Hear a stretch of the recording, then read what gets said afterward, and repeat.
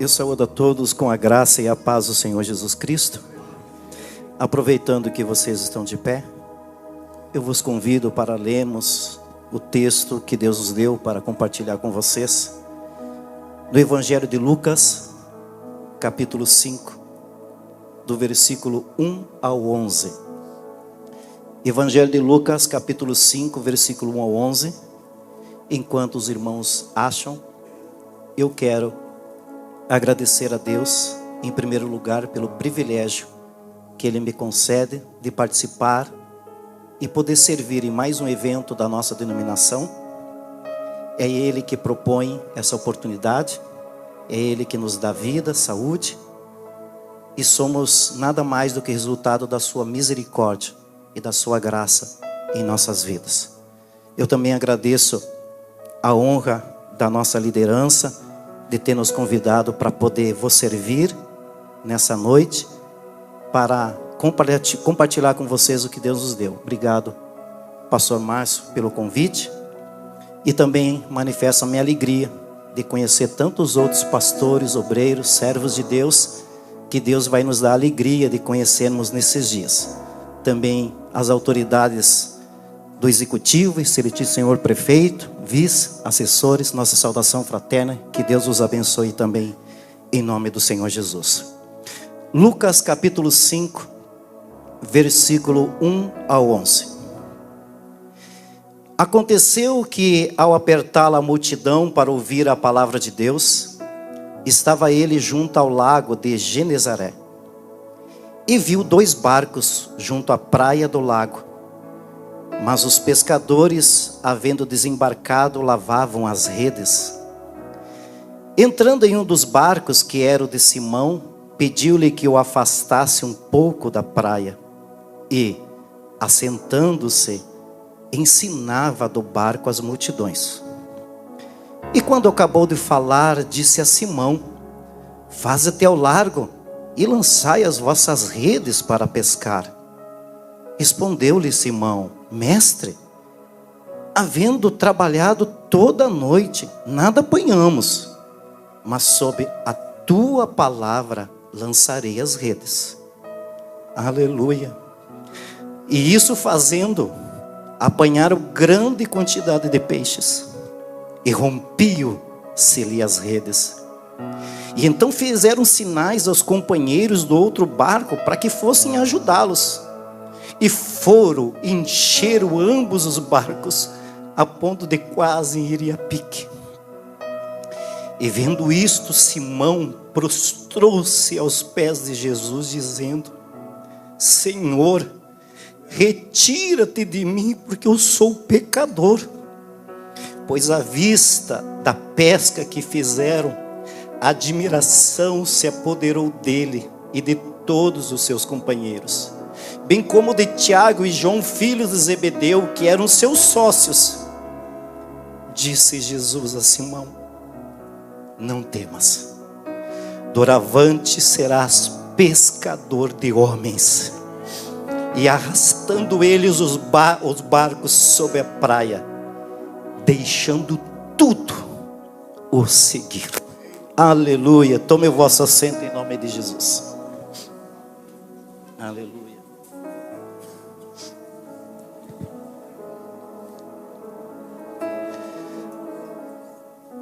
Nos últimos dias, Deus tem falado muito no meu coração através dessa palavra que eu quero compartilhar com vocês nessa noite.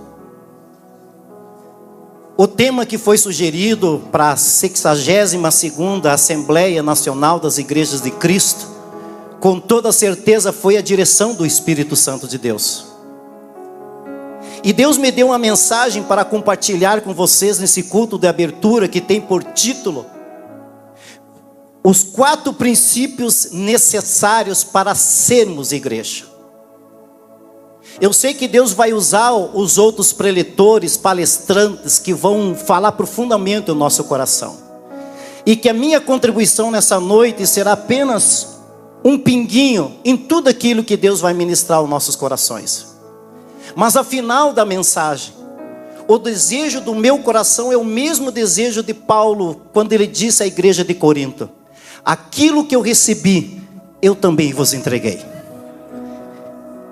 O primeiro princípio que nós encontramos nesse texto, e que é um princípio essencial para a igreja, ser igreja, é o princípio da conversão verdadeira. Nós como igreja, nós não podemos nos tornar um aglomerado de pessoas. Nós não podemos nos tornar apenas líderes que querem ajuntar gente, que da mesma medida que entra por uma porta, sai por outra porta. Nós fomos chamados por Deus para pregar o evangelho, cuidar de pessoas, discipulá-las, para que elas se tornem pessoas que amam a Deus de todo o coração, que amam o próximo como a si mesmo, que estejam dispostas a servir, a renunciar a si mesmo pelo próximo, e acima de tudo, pessoas que desejam ir morar no céu. Louvado seja Deus. Foi para isso que nós somos chamados. Mas nós nunca nos tornaremos igrejas se nosso coração só estiver pensando em aglomeração de pessoas. E nós vamos perder para o mundo. Sabe por quê? Porque o mundo é especialista em ajuntar pessoas. O mundo é especialista com o seu entretenimento, com os seus shows, com tudo aquilo que eles oferecem para promover e despertar a carne. Eles são especialistas nisso. Nós nunca poderemos competir com eles se o nosso objetivo for apenas ajuntar pessoas. Mas se o nosso objetivo for pregar um evangelho genuíno, verdadeiro, que fala que o homem tem que se arrepender dos seus pecados, aceitar Jesus como Salvador e viver uma nova vida, então as pessoas que se aglomeram lá fora, nós iremos até elas, e nós teremos contato com elas, e elas vão ouvir a mensagem do coração de Deus para o coração delas, e elas vão entregar a vida para Jesus, e o nome do Senhor será glorificado. Quando nós falamos em conversão verdadeira, nós falamos de uma experiência que vai além do convencimento, porque não basta apenas ser convencido, não basta ser apenas convencido que Deus existe, não basta apenas ser convencido que Jesus morreu na cruz, porque um dia, um homem chamado Nicodemos, ele foi até Jesus, convencido de várias coisas, e ele chega até Jesus, e diz: Rabi. Primeira coisa que Nicodemos, ele estava convencido, que Jesus ele era um mestre. Rabi, sabemos que tu é mestre em Israel, sabemos que Deus está contigo, sabemos que as coisas que tu fazes, tu não poderias fazer esses milagres se Deus não estivesse contigo. Nicodemos, ele era convencido de várias coisas acerca de Jesus. Jesus olhou para Nicodemos, além daquela religiosidade, e olhou lá no íntimo do ser do Nicodemos, e disse para ele: Nicodemos, nessa noite nós não vamos falar de teologia nem de mestre para mestre, porque a primeira coisa essencial para nós começarmos a conversar, eu tenho que te dizer: necessário é você nascer de novo. Toda pessoa convertida, que se converteu, ela foi primeiro convencida, porque esta é uma das funções do Espírito Santo. Jesus disse: o Espírito Santo virá e convencerá o homem do pecado, da justiça e do juízo. O ser humano, para ele sentir necessidade de um Salvador, ele precisa primeiro reconhecer que é um miserável pecador, porque ninguém procura o médico sem reconhecer que está doente.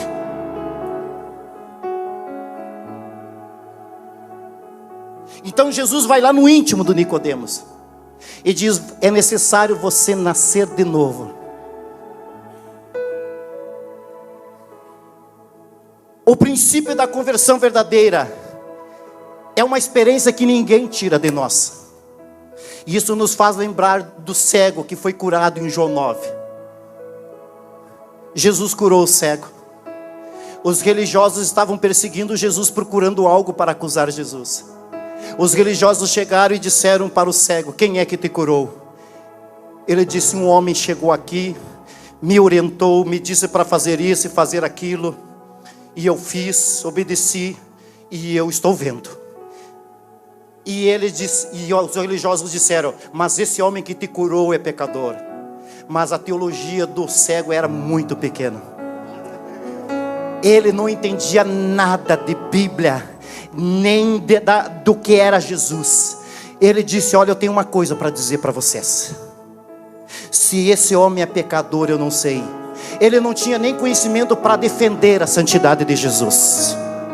Eu só tenho uma coisa para dizer para vocês: que a experiência que eu tive com ele, vocês não podem tirar de mim. Porque eu era cego e agora eu vejo. Pergunta para um drogado que aceitou Jesus se alguém pode arrancar a experiência de salvação e de libertação que Deus fez, tirando ele do mundo das drogas.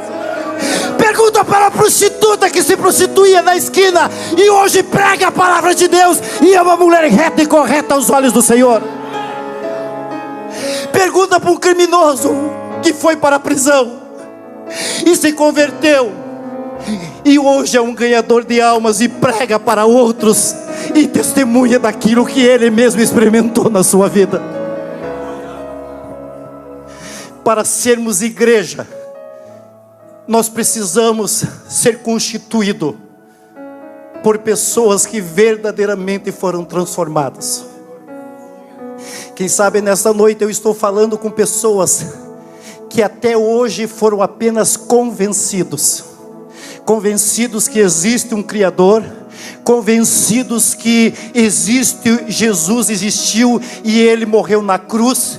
Mas deixa-me te dizer, ser convencido apenas não basta, porque no mundo está cheio de pessoas convencidas de tantas verdades espirituais, mas falta para eles um reconhecimento sincero, de uma análise sincera da sua vida, de diante do Criador, diante da glória que Deus manifesta através da natureza, diante da glória revelada de Jesus Cristo através das Escrituras. É necessário que esse homem, essa mulher convencido que existe Deus, que existiu Jesus, que ele se depare com essa glória, assim como Pedro,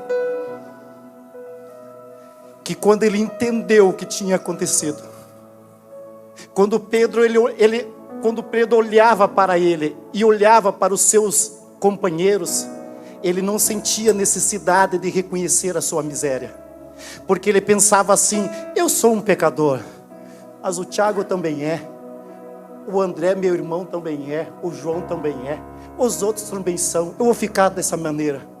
Mas um dia ele se encontrou com alguém, com a glória daquele que a Bíblia diz: ele é a imagem do Deus invisível. E ele, quando entendeu na frente de quem ele estava, ele não pôde dar desculpa nenhuma, porque a gente só consegue dar desculpa da nossa miséria e do nosso pecado, e inventar desculpas esfarrapadas, e querer explicar o inexplicável diante do nosso semelhante, porque nós sabemos que ele é falho como nós. Mas diante de Deus, a primeira coisa que tem que cair é a nossa máscara. Sabe por quê? Porque quando tu chega na presença de Deus, a primeira certeza que você tem que ter é que Ele já sabe tudo da tua vida. É que nem quando Jacó se encontra com o anjo, e o anjo quer ir embora, e Jacó disse: não vou te deixar se não me abençoares. O anjo perguntou: qual é o teu nome? O que tem a ver a minha bênção com o meu nome? Qual é o teu nome? Ele tinha que dizer quem ele era, porque o nome naquela época representava muitas vezes o que a pessoa era ou tinha sido na sua vida. E aí, diante do anjo do Senhor, ele não podia enganá-lo.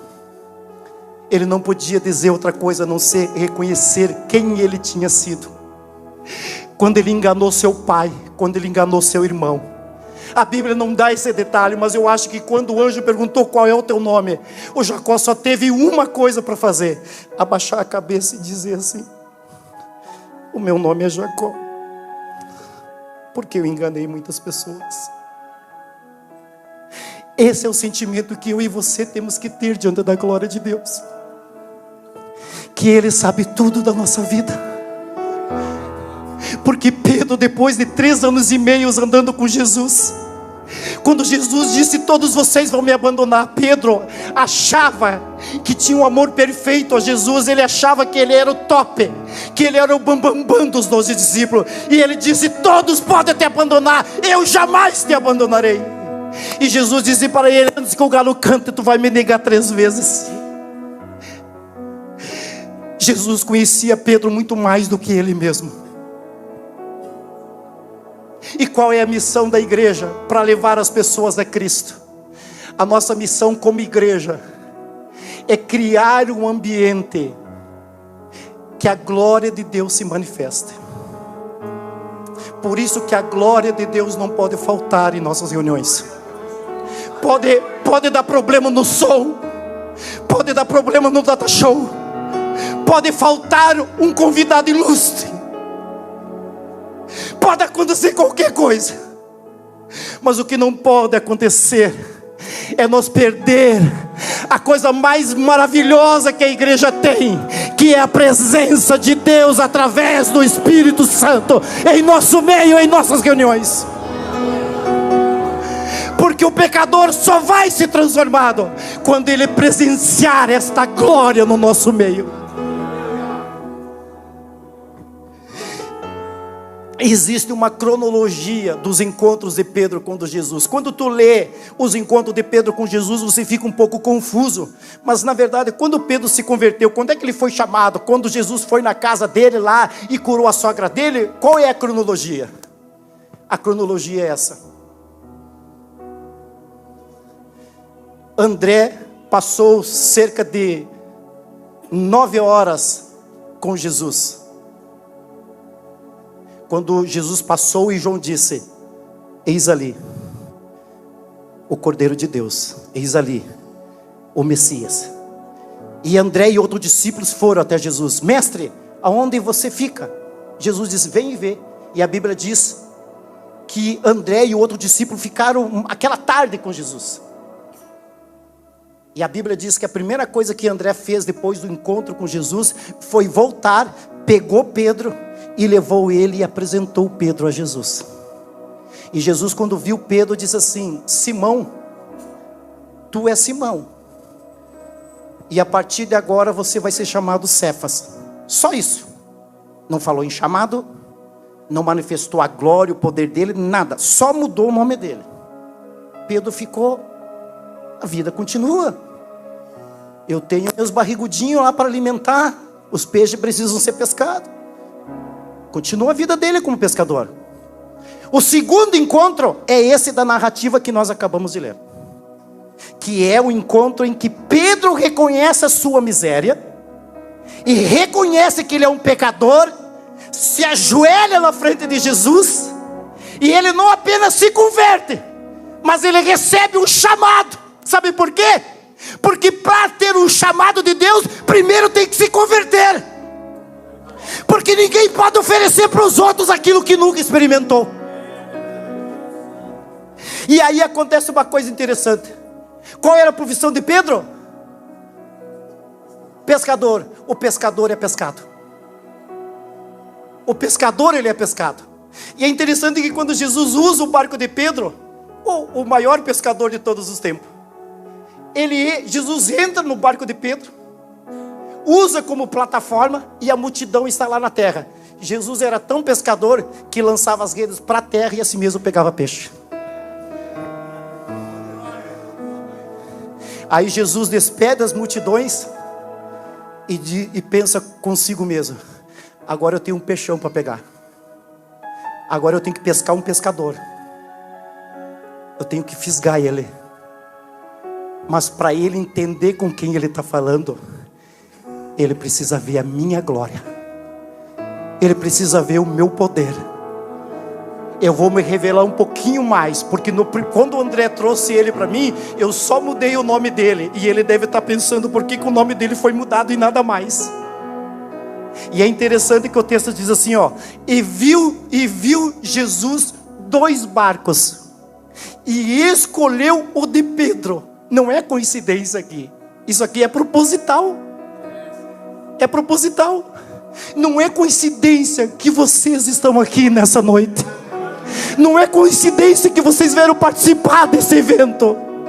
É proposital. Deus trouxe vocês aqui, igreja, obreiros, porque Deus vai ministrar aos nossos corações nesses dias. Louvado seja o nome daquele que vive para todo sempre. Oh, de que marrache candi marralabachai. E viu 2 barcos, mas escolheu o de Pedro, porque era com Pedro que ele queria falar. E depois de despedir das multidões, então Jesus começa a tratar com Pedro. Jesus não era pregador só de multidões.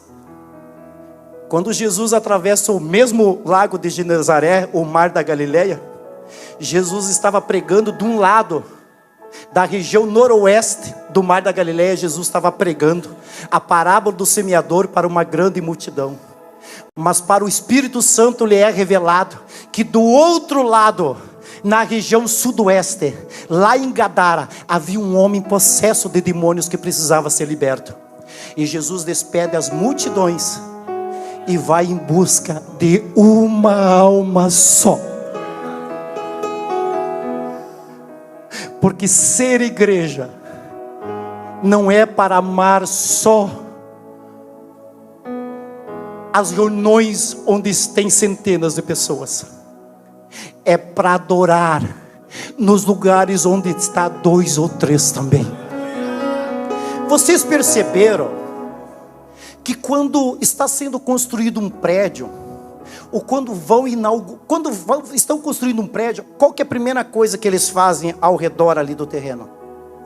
Eles fazem, ali, mas primeiro, né, antes deles começarem a trabalhar lá dentro, ali eles fazem uma cerca, com tapume. Quando eles vão inaugurar uma loja, o que eles botam nos vidros? Um papel pardo, é ou não é?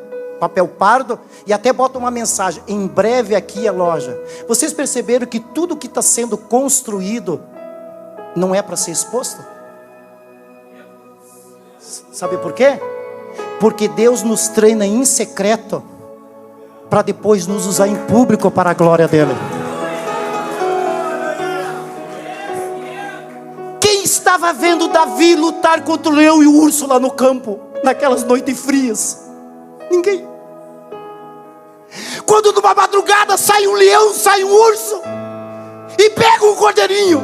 E aqui Davi é pastor de verdade, porque Davi podia pensar: eu tenho mais ovelhas. Quem mandou essa ovelha bobinha aí dar mole pro leão, pro urso? Não, ele era pastor de verdade. Ele não é aquele pastor, aquele líder que quando a pessoa sai da igreja ele diz: bem feito. Ele não suportou, porque era ovelha dele, e ele não aceitava que uma ovelha se perdesse. E ele vai atrás, e a Bíblia diz que ele arranca a ovelhinha do leão, e o leão fica bravo com ele, fica bravo, e a Bíblia diz que o leão se avança nele, e ele pega, cheio do Espírito Santo, ele pega aquele leão e rasga ele. Mas ninguém viu ele matar o leão, ninguém viu ele matar o urso, porque lá no campo era treinamento. Porque um dia Deus ia precisar dele, para ele lutar contra o gigante, onde à esquerda teria um exército, uma plateia vendo ele, e do outro lado teria o exército de Israel vendo ele, e através dele, ele ia dizer: você vem contra mim com espada, com lança, com escudo, eu vou contra ti em nome do Senhor Deus dos exércitos. E hoje todo mundo vai saber que existe um Deus em Israel. Aleluia! Se você está sendo construído, evita se expor. Treina primeiro. Porque tudo que está sendo construído, ele não é de estar exposto. Deixa Deus se treinar, deixa Deus preparar, e quando chegar a hora dele, o tempo dele, porque no grego existem duas palavras para tempo: Cronos, que é o tempo humano, o tempo nosso; Kairos é o tempo de Deus. Às vezes nós queremos que Deus faça as coisas no nosso tempo, e Deus diz assim: cala-te, porque ainda não chegou o tempo Kairos, o meu tempo na tua vida. Primeiro princípio, o princípio da conversão verdadeira. Segundo princípio, o princípio da dependência sincera. Porque às vezes nós podemos fingir que dependemos de Deus, fazendo uma oração linda: soberano e eterno Deus, cuja majestade é infinita. Porém, quando eu faço os meus projetos, os meus planos, eu fico 2, 3 dias fazendo plano e projeto. Depois que eu termino, eu dobro o meu joelho e digo: Deus, acabei de terminar o projeto, por favor, pode assinar embaixo. Deus diz assim: por que eu tenho que assinar embaixo de uma coisa que você não me convidou para fazer? Deus assina embaixo desse novo programação aqui, vai ser todas as quartas-feiras. Antes de você marcar essa programação nas quartas-feiras, você perguntou para mim se eu queria. Essa nova programação da tua igreja é fruto de lágrimas, fruto de oração, fruto de você estar na minha presença? Ou você estava comendo uma feijoada e daqui a pouco vem um pensamento na cabeça, e daqui a pouco, sabe que a igreja precisa de uma coisa nova? Quarta-feira nós não temos nada. Coitado dos irmãos, já não aguento mais programação, não tem tempo nem para a família, não tem tempo mais para nada. Mas nós queremos encher e botar mais atividade e mais coisa para eles. E aí a gente diz assim para a igreja: tira um tempo para a família. Dá vontade do irmão dizer: mas como se todas as noites, todos os dias tem uma coisa para fazer? Sabe por quê? Porque muitas vezes as nossas programações, os nossos projetos é feito da nossa cabeça, por nós mesmos. Nós não perguntamos para Deus: Deus, o que tu queres que eu faça? Eu sou teu servo. Tu falava com Moisés face a face. Tu falava com Elias, tu falava com os profetas. Fala comigo. O que eu estou vendo? O que tu queres que eu veja que eu não estou vendo? O que tu queres que eu faça que eu não estou fazendo? O que tu queres que eu fale para a tua igreja que eu não estou falando? Me dirige, fala comigo, me mostra. E tudo que tu disseres, eu quero fazer. Sabe por quê, Senhor? Porque eu dependo totalmente da direção do teu Espírito Santo. Eu dependo de ti. E o próprio Jesus deixou claro isso quando ele disse: sem mim é uma maravilha pregar onde tem um monte de pastores. Tu se aperta aqui, tu já larga o microfone, tu atira o microfone e quem pegar já sai pregando no teu lugar. Você sabe qual era o grande problema do pastor da igreja de Laodiceia? E é interessante, porque no título, lá no livro de Apocalipse, diz assim, ó: carta à igreja de Laodiceia, carta à igreja de Filadélfia, carta à igreja de Tiatira, de Pérgamo, e etc, etc, etc. Mas o início da carta não começa assim. Não está escrito assim, ó: a igreja de Filadélfia escreve. Está dito assim, ó: ao anjo da igreja. Por quê? Porque para Deus operar na igreja, primeiro Deus tem que tratar com os líderes. Porque a igreja vai ser o reflexo do que nós somos. Para Deus tratar com a igreja, eu quero que que a igreja de Cristo em tal cidade seja uma igreja verdadeira. Então Ele vai tratar primeiro comigo. Por isso que o texto diz: carta, todas as cartas começam ao anjo da igreja. E nós sabemos muito bem que o anjo era o pastor da igreja, era o líder da igreja local. Ao anjo da igreja. E qual era o grande problema do anjo da igreja, do pastor da igreja de Laodiceia? Qual que era o grande problema? Ele precisava ouro refinado no fogo, que simboliza a fé e a glória de Deus. Ele precisava santidade, vestes brancas. Ele precisava de visão, colírio dos olhos. O grande problema do pastor da igreja de Laodiceia é que quando ele diz assim: rico sou, abastado e não tenho falta de nada, ele exclui Jesus da vida e do ministério dele. Sabe por quê? Porque ele se acha autossuficiente. Ele se acha autossuficiente. E desse orgulho que é o pecado original, dessa autossuficiência, vem todos os outros pecados. E sabe qual é o texto na mesma carta que confirma isso? É quando Jesus diz para o mesmo pastor da igreja de Laodiceia, em Apocalipse 3:20: eis que estou à porta mas ele não disse para um pecador isso. Ele não disse para um criminoso. Ele não disse para alguém perdido no mundo lá fora. Ele está dizendo: eis que estou à porta e bato. Ele está dizendo isso para um pastor. É isso que é aterrorizante. Porque se Jesus dissesse: eis que estou à porta e bato, tudo para um pecador tudo bem, passava. Mas ele não está dizendo para um pecador, ele está dizendo para um pastor. E um pastor já não devia ter Cristo soberano dentro da sua vida? Uma vez um pintor expôs o trabalho dele numa galeria de arte. E aí vieram os críticos. E ele tinha pintado uma porta muito linda. E vieram os críticos, olharam e disseram para ele: linda tua pintura, só tu cometeu um erro. Você não desenhou o trinco da porta. Ele disse: não tem erro nenhum nessa porta. Mas por quê? Porque essa porta não é porta de casa. Mas que porta é? É a porta do coração do homem. Só abre pelo lado de dentro. Por isso que Jesus disse: eis que eu estou à porta e bato. Ele não chuta, ele não mete o pé de cabra, ele não força. Sabe por quê? Porque a nossa decisão tem que ser voluntária. Eu quero Cristo, eu quero amá-lo, eu quero servi-lo, eu quero adorá-lo.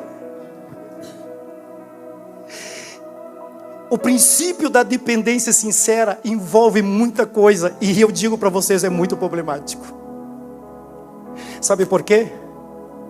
Porque os discípulos haviam trabalhado a noite inteira, e os discípulos tinham 5 coisas a favor deles. Primeira coisa, eles tinham experiência. Eles se criaram naquele lugar. Eles eram lobos do mar. Eles eram pescadores profissionais. Eles tinham uma empresa pesqueira. O mesmo texto diz que os filhos de Zebedeu eram sócios. Eles tinham uma empresa de pescaria. Eles tinham experiência. Segunda coisa, eles tinham conhecimento. Eles conheciam cada centímetro do mar da Galileia, do lago de Genezaré. Eles se criaram naquele lugar. Terceiro lugar, eles tinham técnica. Eles sabiam como atirar as redes. E eles sabiam se as redes tinham pego alguma coisa, pelo barulho, pela a tensão das cordas. E eles tinham a técnica para saber puxar as redes para que os peixes não fossem perdidos. Eles tinham técnica, eles tinham experiência, eles tinham conhecimento, eles tinham técnica, eles tinham recursos, eles tinham barcos, eles tinham redes, eles tinham anzóis. E a quinta coisa que eles tinham dedicação. Porque eles disseram: trabalhamos, dedicação.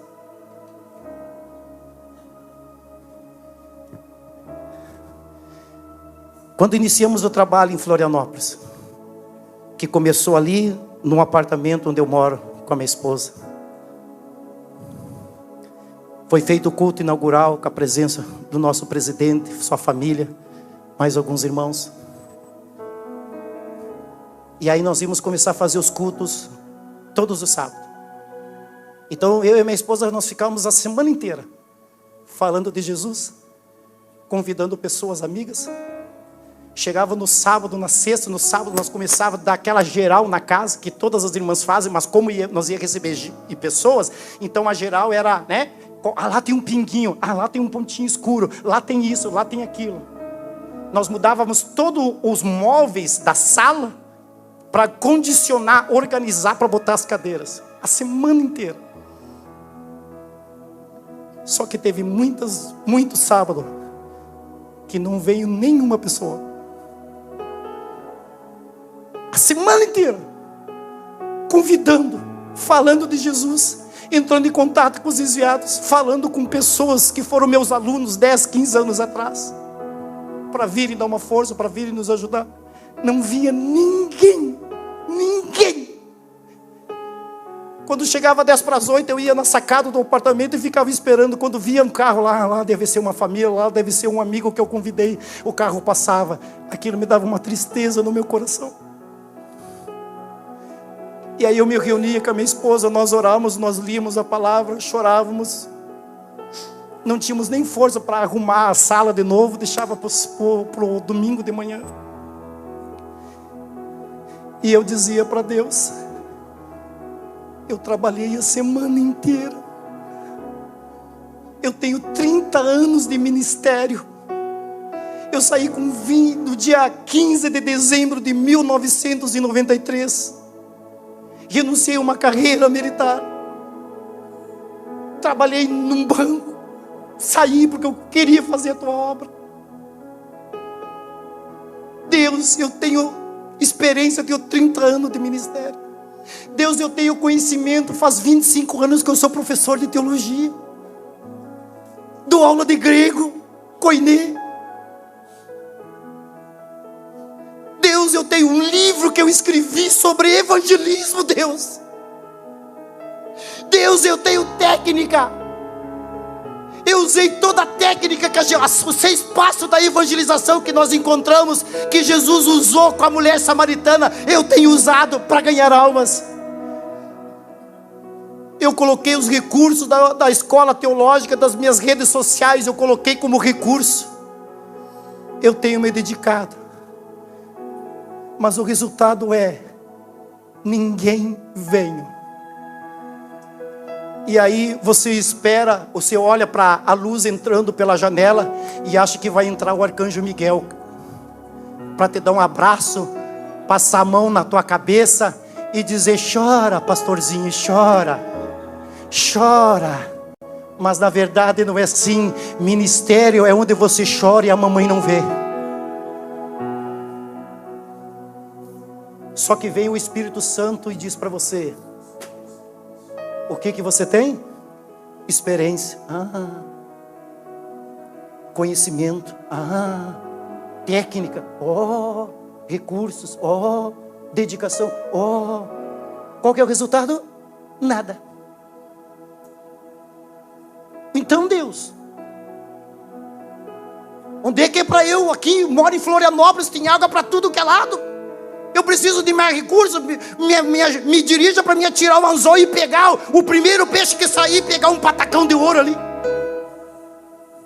Tu não fizesse isso para Pedro? Fazia tempo que eu estava esperando chegar nesse dia.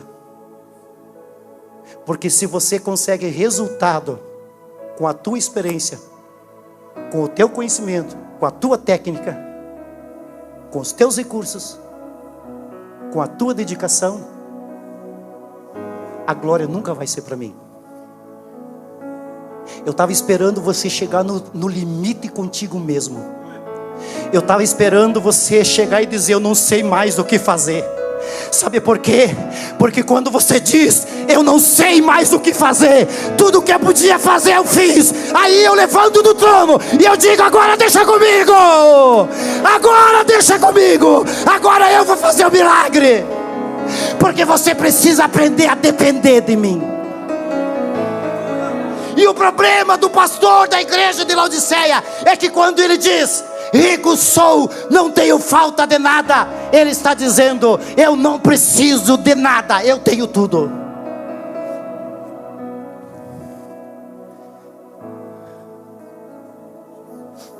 Aleluia. O Espírito Santo no mesmo dia disse para mim: eu digo para você que o teu trabalho não se resume apenas em números. Que muitas vezes os números que aparecem não fazem justiça à tua dedicação. Eu sei disso. E eu quero que você olhe para os meus servos quando você pregar essa mensagem. e fala a mesma coisa para eles. E por que eu estou dizendo isso? Porque quando Deus falou comigo através desta palavra aqui, o Senhor disse assim: prepara ela, porque você vai pregar essa mensagem no evento da convenção. Eu não disse isso para o pastor Márcio. Prepara esta mensagem que eu estou falando contigo, que você que te colocou com o rosto em terra, porque eu quero que esta mensagem você pregue no evento da convenção. Eu disse: Senhor, é um evento nacional, tem homens renomados, pastores experimentados, professores, teólogos. Senhor, quem sou eu, Deus? Eu sou um grão de areia, eu sou um pó e cinza. Prepara. Quando o pastor Márcio me convidou, eu não lhe disse isso para o senhor, mas Deus já tinha me dito que eu seria convidado para ministrar, e esta era a palavra para me compartilhar com vocês. E aquilo que Deus disse para mim, para confortar o meu coração, dizendo: o teu trabalho, o teu esforço não se resume em números que aparecem. Deus, o Espírito Santo manda dizer para vocês também, que Ele sabe, Ele conhece vocês, Ele conhece as lágrimas de vocês, e que o trabalho que vocês realizam não se resume aos números que aparecem, porque às vezes os números que aparecem não fazem justiça ao trabalho de vocês, mas Deus está vendo, Deus está vendo, e Ele vai abençoar. O terceiro princípio é o princípio da obediência incondicional.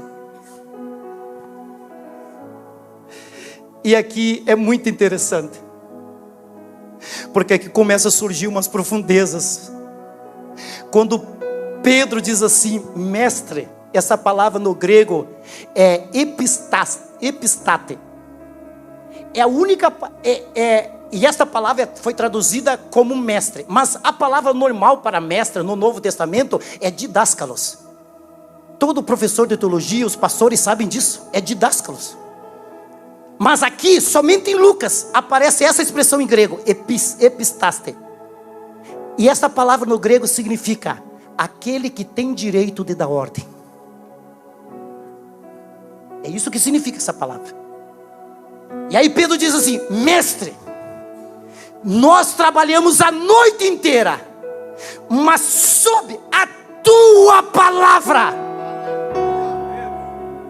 o nosso trabalho foi um fracasso. Usamos tudo que nós tínhamos, experiência, conhecimento, técnica, recursos, dedicação. O resultado foi pífio, zero, nada. Mas sobre a tua palavra eu lançarei as redes. Aqui nos fala de obediência incondicional. Porque Pedro podia bater no peito e dizer, para aí mestre, para aí professor, que está acontecendo uma coisa estranha. Primeira vez que você me encontrou, você já de cara mudou meu nome e não disse o porquê. Agora, eu pescador, pesquei a noite inteira com os meus companheiros, não pegamos nada, e agora simplesmente você chega, você não é um professor? Quem disse que tu é pescador? E antes você não tinha sido um carpinteiro? Quem sabe pescar sou eu. Vocês entendem que ele não refuta? Que ele não dá explicação? Que ele não pede explicação? Sabe por quê? Porque muitas vezes Deus vai pedir para nós obedecer a Ele, mesmo quando nós não entendemos o que Ele está fazendo. Foi assim com Abraão. Vai lá e sacrifica o teu filho para mim. Abraão, a Bíblia diz, de madrugada Abraão saiu para obedecer. Abraão podia dizer, para aí Deus, não estou te entendendo. Tu não disseste que do meu filho Isaque tu fará dele uma grande nação e uma grande descendência? Sim, falei. Mas como é que tu pede agora para eu sacrificar ele? E como é que vai ficar a tua promessa? Ele não falou nada, ele não disse nada. Ele apenas obedeceu, mesmo quando ele não entendeu o que estava fazendo. Sabe por quê? Porque ele sabia que o Deus que ele servia nunca perderia o controle da vida e da família dele. E aí, quando Pedro diz assim, ó, mas sob esta palavra, aqui o vocábulo palavra no grego não é logos, é rema. Porque logos é uma palavra usada no Novo Testamento para revelar o plano geral de Deus, a vontade de Deus, revelado em todos os tempos e que ficou registrado nas Escrituras. É uma revelação sim, mas é uma revelação geral, logos. Mas a palavra rema é uma palavra usada para uma pessoa específica, num momento específico, para um propósito específico. E quando você lê no grego original, quando Pedro diz assim, ó, mas sob a tua palavra, esta palavra não está no grego original logos, está rema.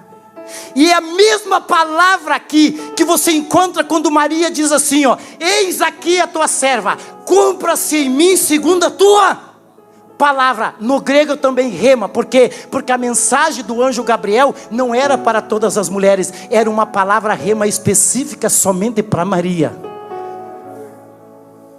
E quando Jesus disse, vai-te ao lugar mais largo do lago, vai para o lugar mais fundo e lança as redes, Jesus não falou para os outros pescadores da região, ele falou apenas para Pedro. E o que você quer dizer com isso? Eu quero lembrar os colegas, os pastores, missionários, obreiros e a igreja,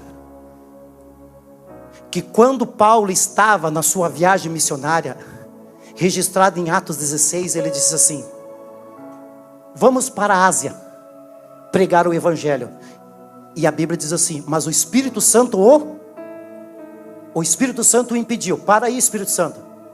Como é que você vai me impedir de fazer e de cumprir uma ordem que o meu mestre deu? O meu mestre deixou quando ele disse, ide por todo mundo e pregar o Evangelho a toda criatura. Eu vou ir para a Ásia em obediência à ordem que Jesus deu. Nós vamos para lá. A Bíblia diz, e tentamos descer para a Bitínia. E ele novamente diz, mas o Espírito Santo nos impediu. Mas como que o Espírito Santo podia impedir eles de pregar o Evangelho aonde não tinha sido pregado? Sabe por quê? Porque naquele momento ali, o Espírito Santo tinha uma palavra rema, uma palavra específica para aquele momento. E na mesma noite ele teve uma visão e apareceu um jovem da Macedônia que dizia para ele, venha para cá, para a Macedônia e ajuda-nos.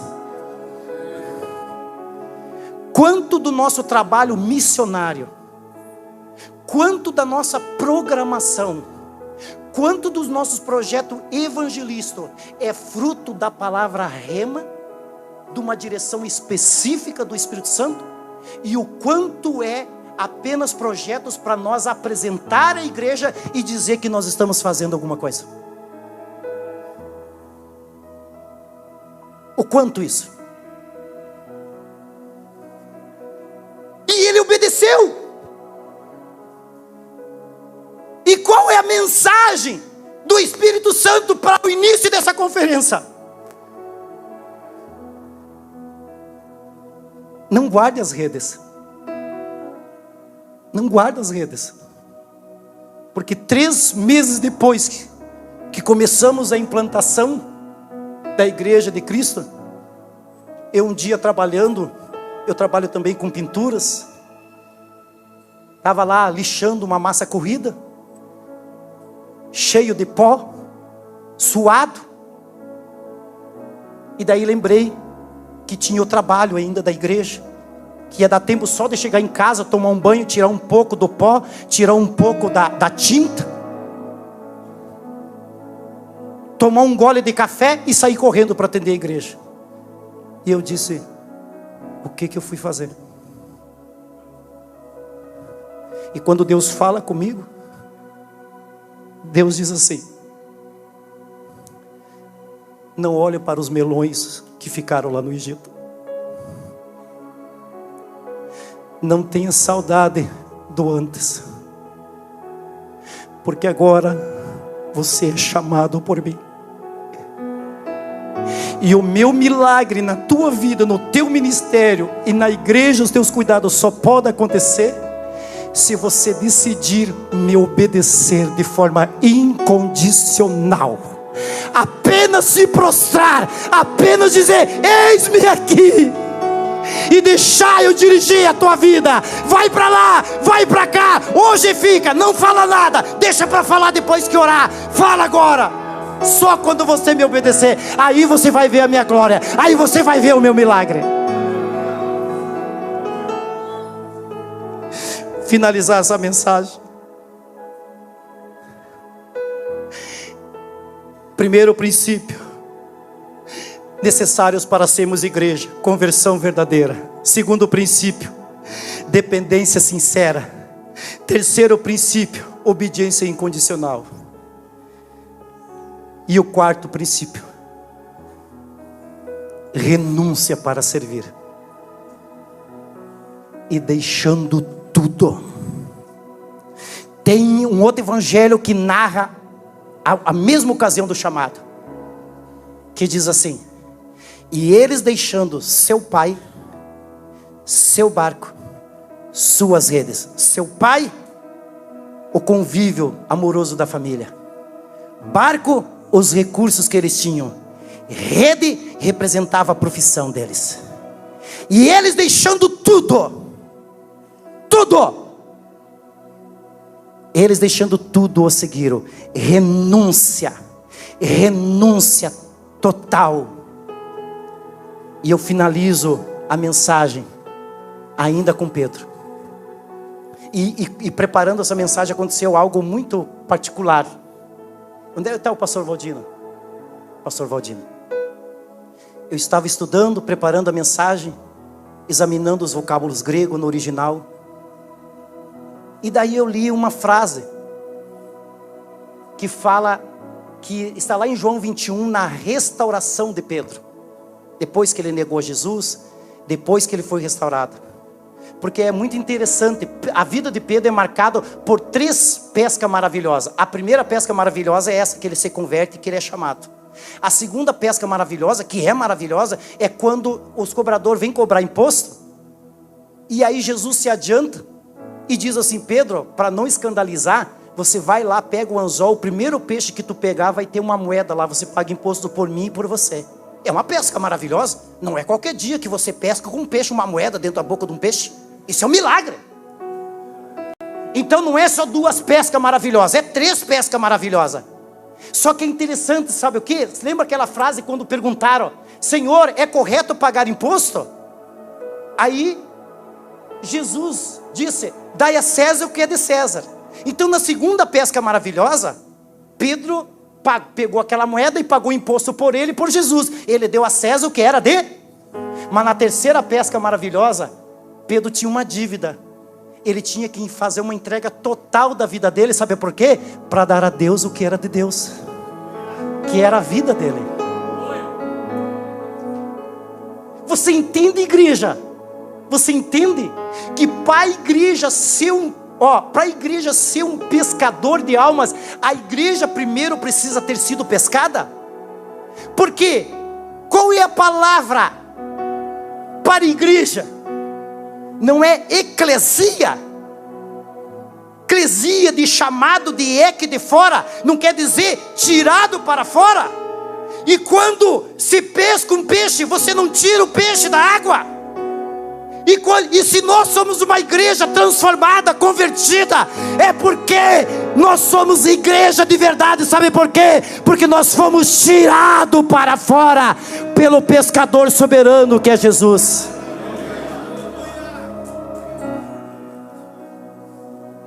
Então, o que me chamou a atenção foi a primeira vez que Jesus pergunta para Pedro: tu me amas mais do que estes? E no grego é Simon Ioana, agapasme, perissoteron, tuton.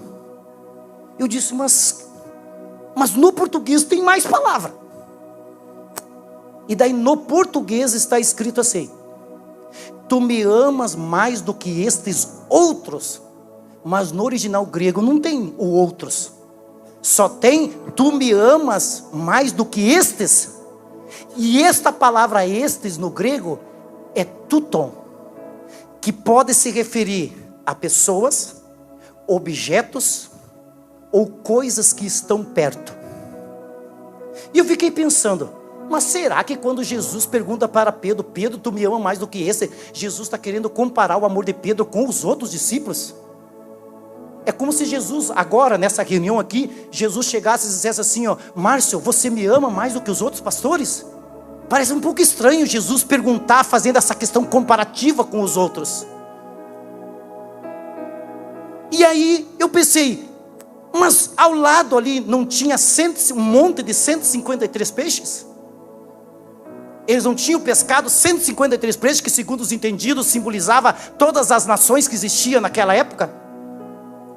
Não tinha um monte de peixe ali? E por que necessariamente quando Jesus pergunta assim, ó: Pedro, Simão, Jonas, agapas me perissotem tudo, tu me amas mais do que estes? Por que o texto nos leva a pensar que estes eram os discípulos e não o monte de peixe que representava a profissão de Pedro? Você vai dizer, mas por que Jesus faria isso? Porque Pedro estava numa crise e ele estava reunido com os discípulos e eles disseram assim, ó: eu vou voltar a pescar. Eu vou voltar a pescar. E eles disseram assim: nós vamos ir contigo, nós vamos ir com você. E foram. E novamente o fracasso aconteceu. Pescaram a noite inteira e não pegaram nada. Parece que não tinha aprendido a lição. Então quando Jesus pergunta assim, ó: Pedro, tu me amas mais do que estes? Será que Jesus não estava perguntando: tu me amas mais do que estes peixes que simboliza a tua profissão? Porque não é a primeira vez, Pedro.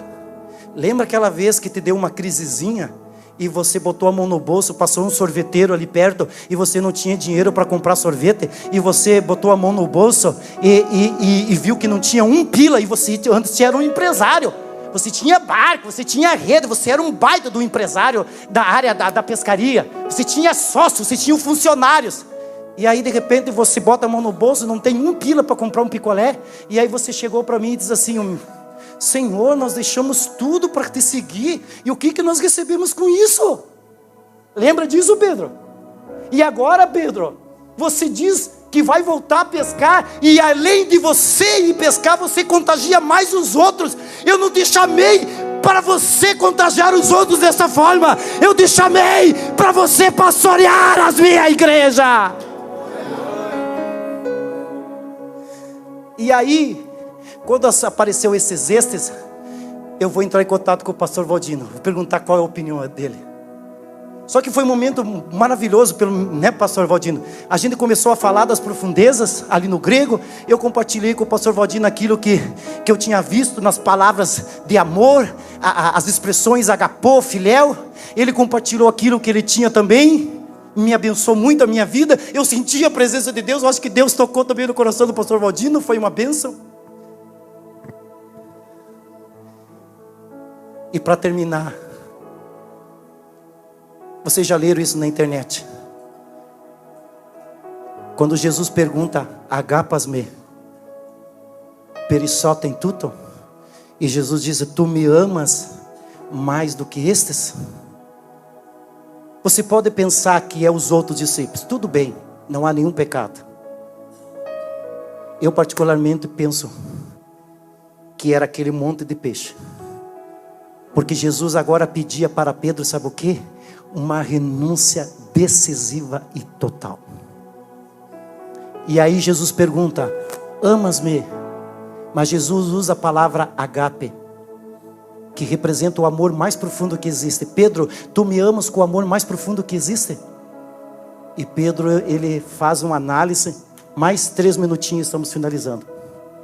Pedro faz uma análise e ele diz: para aí, eu não vou cometer o mesmo erro de antes. Porque quando ele disse assim para mim: Pedro, todo mundo vai me abandonar nessa noite. Eu fiquei de pé, bati no peito e disse: todo mundo pode te abandonar, mas eu, Simão Pedro, não vou te abandonar. Eu vou contigo até a morte.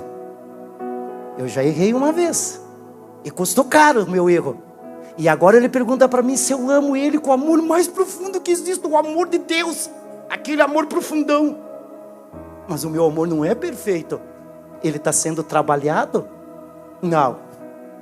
Eu te amo com amor filéu. Eu te amo com amor de amigos. Jesus de novo: tu me amas com amor agape, o amor mais profundo que existe? Eu te amo com amor filéu. Aí na terceira vez, Jesus inverte. Nas duas primeiras vezes Jesus pergunta, usa o agape: tu me ama com o amor mais profundo que existe? Pedro diz: te amo com o amor filial, o amor de amigos. Está crescendo, está indo, mas não é perfeito, porque eu não vou cometer o mesmo erro. Aí Jesus diz assim: ah, então tu me ama só com amor filial. Aí Pedro começa a chorar. Aí ele diz: é, porque tu sabes tudo. Quando eu disse que ia contigo até a morte, eu não fui. Eu fiquei com medo. Eu achava que o meu amor era perfeito, mas agora eu sei que não é. Então eu te amo com amor de amigos hoje, mas um dia o meu amor vai crescer, e eu quero estar disposto a dar minha vida por ti. E cresceu, e ele deu, porque ele morreu crucificado também de cabeça para baixo. Pastores, colegas, homens de Deus, missionárias, igreja. 4 condições necessárias para sermos igreja: conversão verdadeira, dependência sincera, obediência incondicional e renúncia para servir. A palavra rema de Deus para essa primeira noite é esta: quem mandou nós querer guardar as redes? Quem mandou você a pensar em voltar para o teu trabalho de antes e entregar tudo? Quem mandou? A Bíblia diz assim, ó, e Jesus encontrou eles lavando as redes e limpando, porque eram os atos finais de alguém que vai guardar as ferramentas. E Jesus disse: opa, não é hora para isso. Quem mandou vocês guardar as redes? Eis a minha palavra rema, a minha palavra para você, Pedro. Esta é a palavra que Deus deu para o meu coração quando eu queria parar. Quando eu dizia: eu fiz de tudo, mas eu não consigo, não há salvação, as coisas não acontecem. Nós temos batismo agora já, logo aqui em setembro, outubro, nós já temos batismo em Florianópolis. Nós já temos um grupo de irmãos que estão se congregando, servindo a Deus. Mas muitas vezes eu e minha esposa cultuamos a Deus sozinho. Mas Deus disse: me obedeça, se entrega totalmente, me obedeça e se entrega. E a minha ordem é: faze-te ao mar largo e lancem as redes.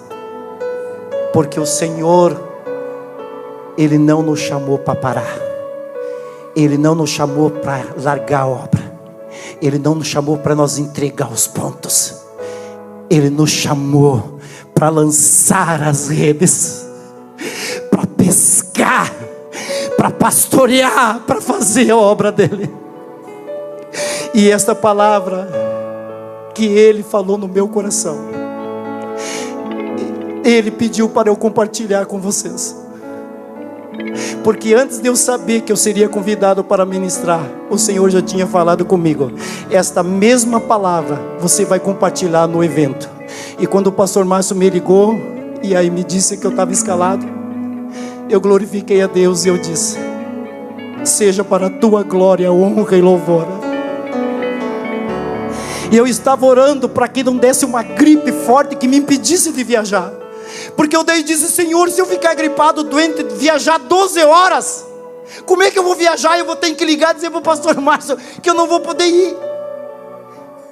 E aí na segunda-feira, domingo para segunda, começou um gripão. E aí eu lembrei de Jó: aquilo que eu temia, isso me sobreveio. E eu disse: Jesus age, Jesus age. E quando me dá gripe, eu fico uma semana de cama. É garganta, é dor de cabeça, é tudo. Daí eu disse: usa alguém. Daí a minha esposa Andréia disse: eu vou fazer aqui algo para ti. Vocês sabem que a gente deve orar pelo alimento quando a gente vai comer, né? Vai tomar. Aí quando ela trouxe aquele copo de um suposto chá, meio borbulhando, saindo fumaça, com umas marcas de óleo, eu lembrei do que Jesus disse: e comerão coisas mortíferas, Ele não lhes fará dano algum. Não foi para tanto. Isso aqui é apenas uma brincadeira para terminar a mensagem. E aí Eu com uma oração bem fervorosa, meio sapateada aqui sem ela ver, né? Jesus, tem misericórdia do teu servinho. E me fez uns 3 chá daquele. Em 2 dias eu melhorei, fiquei curado da gripe. Até, não deixe esquecer, meu anjo, anota bem a receita para nós começar a vender isso aí, que isso aí vai fazer dinheiro que tu não tem ideia. E eu estou aqui, sabe por quê? Porque aprove a Deus a dizer: tu é apenas um servo, tu é apenas um pó, uma cinza, mas eu uso pó e eu uso cinza para a glória do meu nome. Mensagem de Deus: não largue as redes, não guarde o barco, faz o teu mar largo, porque Ele fará o milagre. E o ministério de vocês não se resume em números que aparecem, mas Ele vos ama e Ele vai recompensar, e vocês vão colher o fruto das lágrimas de vocês, e o nome dele será glorificado. O grupo vai louvar a Deus. De pé, igreja, em nome de Jesus.